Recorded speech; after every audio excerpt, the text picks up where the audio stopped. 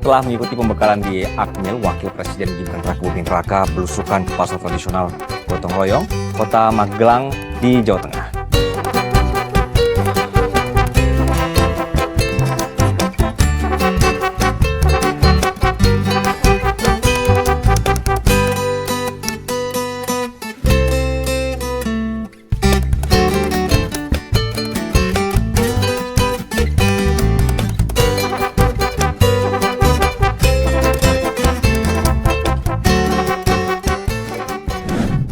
Tugas Wapres itu ya di ranah konsepsi, ngasih arahan ke menteri-menteri, mikir soal pendidikan, kesejahteraan guru, atau gimana caranya supaya deflasi yang 5 bulan berturut-turut ini bisa diatasi, meningkatin daya beli masyarakat, gimana majuin ekonomi tanpa harus ngerusak alam, dan lain-lain. Kasihlah menteri-menteri itu gambaran, arahan, biar mereka yang mikir pola, implementasinya kayak gimana. Mereka kan juga punya bawahan. Pokoknya kan kemarin aja yang dari speech pertama presiden tuh banyak. Ada kemiskinan, pendidikan, pemberantasan KKN, sampai kemerdekaan Palestina. Nah itu teh kumah, bukan malah belusukan ke gorong-gorong misalkan, atau lihat pembangunan di lapangan kayak gimana, atau misalkan bagi-bagi makanan gratis ke sekolah. Itu bukan tugas dia. Yang kayak gitu nggak usah dikagumi, nggak usah dipuji-puji. Itu tuh nggak ada artinya sama sekali.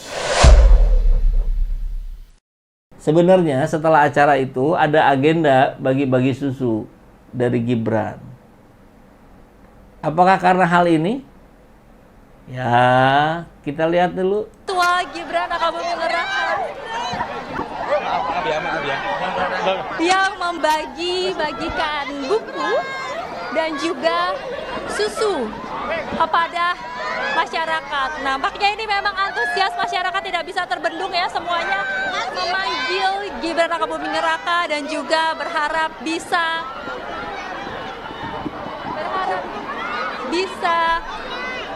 berfoto, menyapa secara langsung Gibran Rakabuming Raka, Wakil Presiden Republik Indonesia, untuk mengabadikan momen kapan lagi warga bisa bertemu secara langsung dan menyapa Wakil Presiden Republik Indonesia Gibran Rakabuming Raka. Terlihat dengan jelas ya saudara dan juga Okta, semuanya ingin mengabadikan momen menyapa Gibran Rakabuming Raka yang juga tadi sempat menyampaikan harapan-harapannya kepada pemerintah dari masyarakat, ingin meminta pemerintah meningkatkan UMKM, kemudian juga makan bergizi dinantikan bagi orang tua.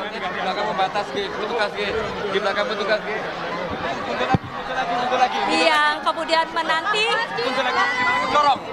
Mas Gibran.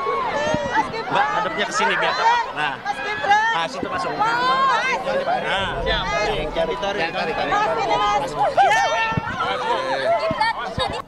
Ya, kebayang ya. Pak Prabowo dan kabinet merah putihnya, menurut inilah.com tadi, masih ada di Akmil Magelang. Dia sudah belusuan. Ya mungkin ini alasannya, bukan karena narkoboy dan yang lain. Karena kan itu sulit juga dibuktikan ya. Kalau bicara indikator ya memang ada. Cuman kalaupun benar karena ini, ya harusnya tetap bisa menahan diri dulu. Yang lain juga agendanya banyak. Yang lain juga sudah menunggu. Kenapa nggak bisa tahan? Padahal kerjanya bagi-bagi susu, nggak mikir rakyatnya kelaparan. Indonesia jadi negara dengan tingkat kelaparan tertinggi ketiga di Asia Tenggara. Asia Tenggara ini. Ngeri nggak sih? Jadi harusnya bukan susu. Makanan bergizinya bukan hanya untuk anak-anak, tapi untuk seluruh rakyat yang miskin. Banyak yang makan sehari sekali doang. Fufu wafa. Uyah mah tara TS ka luhur. Jadi garam itu tidak menetes ke atas katanya, saya ke bawah, dari bapak ya turun ke anak. Bagaimana kita lihat, bukan hanya Prabowo, bukan hanya Fufu Fafa, salah terus ngomongnya. Bukan hanya Gibran, tapi juga menteri-menterinya juga terkait makan bergizi gratis kebingungan juga.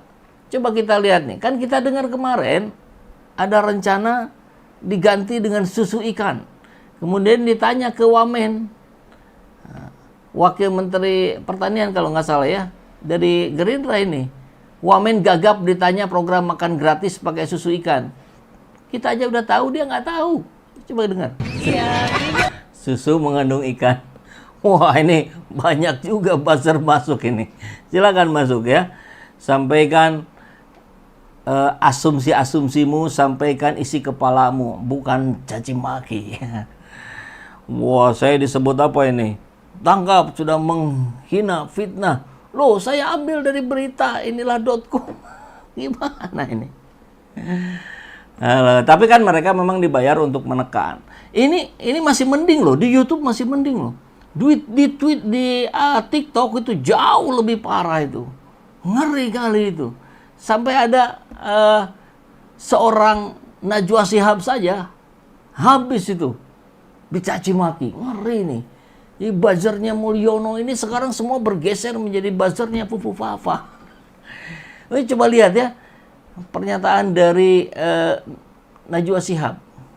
Ngeri juga ini saya dengar. Dia tahu nggak bisa ditekan nih Najwa. TikTok misalnya. Itu fitnah-fitnah bersebaran di TikTok dan mengkhawatirkannya karena lagi kalau kita bicara apa yang dilakukan teman-teman jurnalis di belahan dunia yang memang sedang menghadapi konflik dan sebagainya. Tetapi spesifiknya saya mau bilang, iya Mbak, tekanan itu selalu ada. Beragam, tergantung siapa yang merasa terusik kepentingannya. Terkadang ada yang sebatas nyindir, ada yang mengirimkan pesan eksplisit, ada yang mengirimkan preman, ada yang berusaha menekan lewat sponsor. Jadi berusaha untuk memastikan. Sering itu. Jadi dipikirnya jadi memastikan dia tidak bisa berkolaborasi dengan pihak ketiga. Dia tahu nggak bisa ditekan nih Najwa. Yang bisa ditekan adalah orang yang mensponsori Najwa. Brand-brand yang kemudian akan takut dan sebagainya. Jadi ada banyak cara yang dilakukan untuk mengintimidasi. Jadi ketika kita menyampaikan sesuatu yang mengusik kepentingan tertentu, mereka tidak bisa argue dengan argumennya karena secara substansif itu memang benar. Yang bisa mereka lakukan adalah memfitnah, mengeluarkan berita bohong, hoax. Tujuannya apa? Menjatuhkan kredibilitas si pembawa pesan. Kill the messenger. Dan ini mengkhawatirkan terutama kalau kita lihat platform yang digunakan itu platform yang sangat mudah menyebarkan informasi. TikTok misalnya. Itu fitnah-fitnah bersebaran di TikTok dan mengkhawatirkannya karena TikTok itu mainly digunakan oleh dede-dede, anak-anak muda.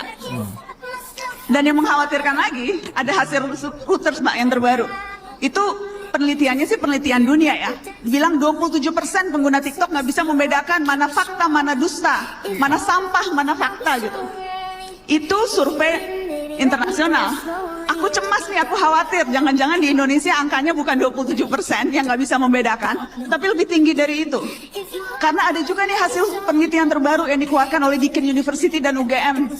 Gen Z kalian dede-dede yang dipuja-puja sebagai generasi yang melek digital, mayoritas tidak bisa membedakan mana hoax, mana fakta.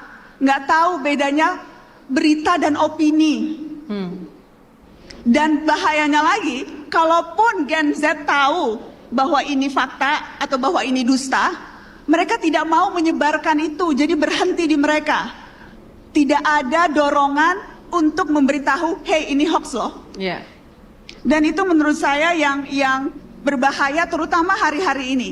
Ketika fitnah digunakan untuk menjatuhkan si pembawa pesan, sehingga si pembawa pesan nanti akan takut untuk bersuara, si pembawa pesan akan ragu untuk menunjukkan sikap dan menunjukkan kebenaran kepada publik. Dan ini tantangan kita hari-hari ini Mbak Uni. Ya, setuju banget. Nah, itulah yang terjadi ya. Jadi buzzer dikerahkan untuk mematikan ekspresi rakyat. Karena aman gitu.